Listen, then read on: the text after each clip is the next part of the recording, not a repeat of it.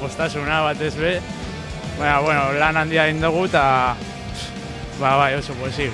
Hori izan esperantza, horretarako etorri naz, eta bueno, lortu dut oso zaila da lortzea, eta espero, baina horretaran etorren. Irabazi dudan garrantzitsuena da, hau, eta bueno, espero dut etorkizunerako bide gehiago zabaltzea.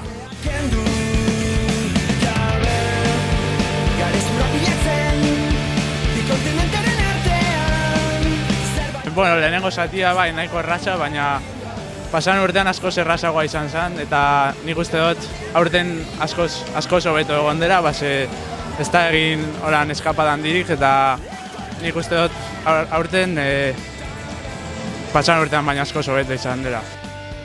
Hasieran oso lasa joan gara, eskapada bat egin da, bi pertsonena, eta 2 minutu hartu dute, eta gero azkenengo igoeretan topera joan gara, eta azkenean lortu dugu aurreko biak hartzea.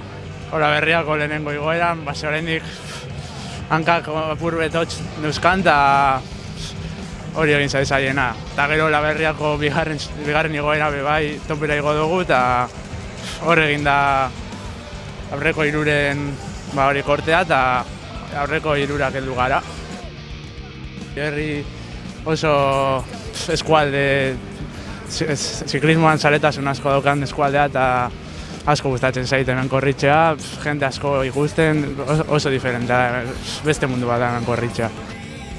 Datorren astean Espainiako txapelketa, eta horra ere irabaztera joango naz, eta, suertea dagoen.